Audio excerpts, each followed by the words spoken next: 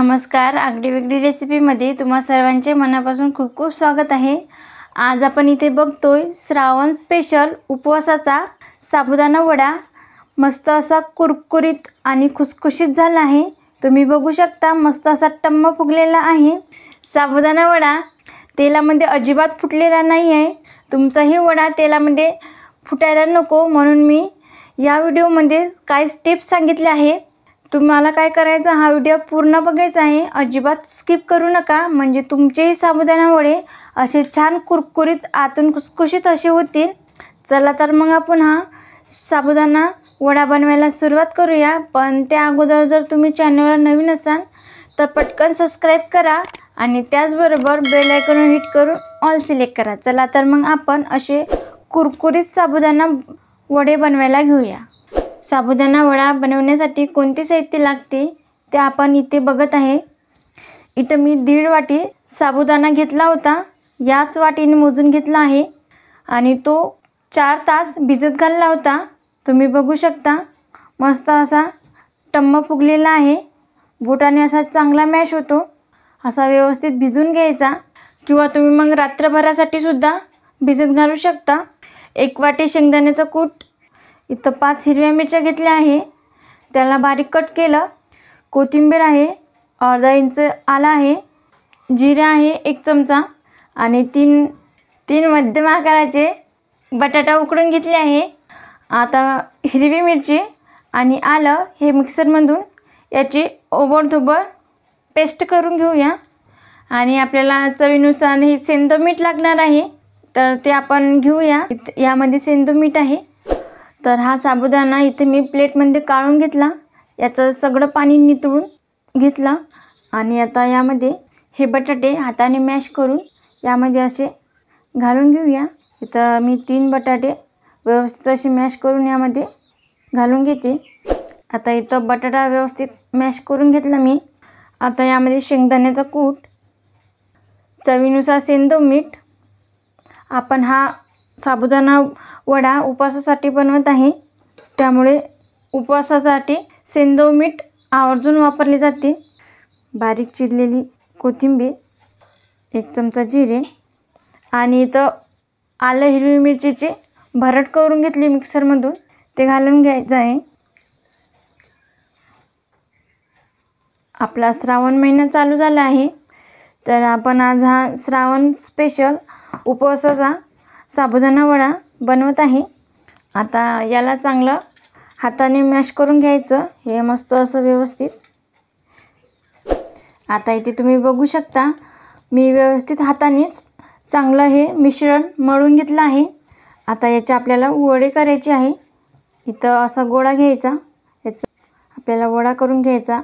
हे ओलसर असल्यामुळे ह्याला पाण्याचा हात लावायची काही गरज नाही। गोळा करून घ्यायचा आणि त्याला थोडं चपटा करून घ्यायचा, बघा असे करून घ्यायचे। तर याचप्रमाणे मी सगळे साबुदाणा वडे करून घेते। आता इथे गॅसवर मी कढईमध्ये तेल गरम केलं आहे, तर इथे आपले साबुदाणा वडे बनून तयार आहे। जवळपास हे वडे आपले 13 बनले आहे।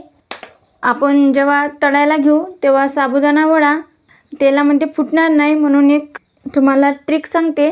तेल व्यवस्थित तापवून घ्यायचं आणि हे मंद आचेवर अजिबात तळू नका, म्हणजे ते मंद आचेवर तुम्ही जर तळले आतमध्ये त्याच्यात तेल जाते आणि ते फुटण्याची शक्यता असते। गॅसची फ्लेम मीडियमपेक्षा जास्त आणि फुलपेक्षा थोडंसं कमी गॅसची फ्लेम तुम्ही ठेवून हे तळून घेऊ शकता। आणि ज्याने का होईल साबुदाणा वडे हे फुटतील नाही अजिबात तेलात। वडा करताना त्याला कुठेही असा क्रॅक नको, म्हणजे ते तेलामध्ये फुटू शकतात। तर इथं असा अजिबात त्याला क्रॅक नाही पडलेले आहे। चांगले व्यवस्थित साबुदाण्याचं मिश्रण मळून घ्यायचं आणि हाताने असं छानपैकी हे करून घ्यायचं। आता यामध्ये मी हा वडा सोडत आहे। आता बघा मी या झाऱ्यानेच यामध्ये हा साबुदाणा वडा सोडत आहे।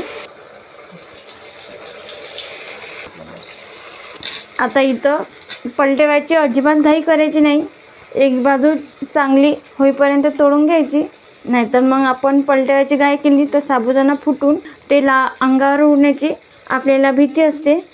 फक्त साबुदाणा भिजवताना काय करायचे, साबुदाणा असा गलगलीत असा भिजवू नका, त्यातील पाण्याचा अंश कमी व्हायला पाहिजे, नाहीतर मग आपण त्यातली पाणी व्यवस्थित नितळून नाही घेतलं तर मग तो फुटू शकतो।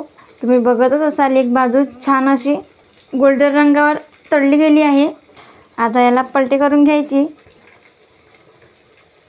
आणि तुम्ही बघू शकता अजिबात तेलामध्ये कुठेच फुटलेला नाही आहे। साबुदाणा वडा हा तळताना खूप काळजी घ्यायची त्याची, तो कमी आचेवर अजिबात तळू नका आणि तसा तो तेलामध्ये फुटतो सुद्धा। बऱ्याच जणांना साबुदाणा वडा तळताना खूप भीती वाटते। जर तुम्ही साबुदाणा वड्यामध्ये बटाट्याचं प्रमाण कमी घेतलं, वडा फुटून तेल आपल्या अंगावर उडते, त्यामुळे बटाट्याचं प्रमाणसुद्धा कमी नका घेऊ। बघा मस्त असे गोल्डन रंगावर आपले साबुदाणा वडे तळल्या जात आहे।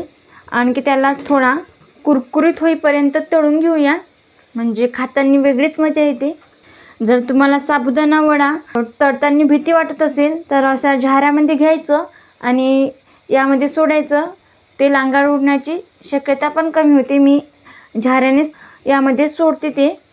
आता तुम्ही बघू शकता मस्त असा कुरकुरीत झाला। आता याला काढून घेते।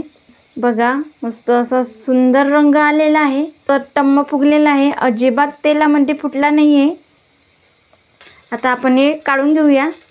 तर इथे आपले साबुदाणा वडे बनून तयार आहेत आणि अजिबात तेलामध्ये फुटलेले नाही आहे। तुम्ही बघू शकता मस्त असे कुरकुरीत झाले आहे, टम्म फुगलेले आहे आणि याला रंगही सुरेख आला आहे, छान बनले, खाण्यासाठी परफेक्ट आहेत। तर हे तुम्ही दह्याची कोशिंबीर बनवून त्यासोबत खाऊ शकता किंवा मग असेच गरमागरम खाऊ शकता, असेही छान लागतात। बघा इथं साबुदाणा वडे कुठेही फुटलेले नाही आहेत, मस्त असे टम्म झाले। तुमचेही साबुदाणा वडे असे यावे म्हणून मी ज्या तुम्हाला टिप्स सांगितल्या त्या फॉलो करा, म्हणजे तुमचेही साबुदाण्याचे वडे अजिबात तेलामध्ये फुटणार नाही। तर मग तुम्हाला आजची ही रेसिपी कशी वाटली कमेंटमध्ये नक्की कळवा। तुम्हाला हा साबुदाणा वड्याचा व्हिडिओ जर आवडला असेल लाईक करा, जास्तीत जास्त तुमच्या फ्रेंड फॅमिलीसोबत शेअर करा, तसेच आगळी वेगळी रेसिपी चॅनलला सबस्क्राईब करायला विसरू नका आणि त्याचबरोबर बेल आयकॉनवर हिट करून ऑल सिलेक्ट करा।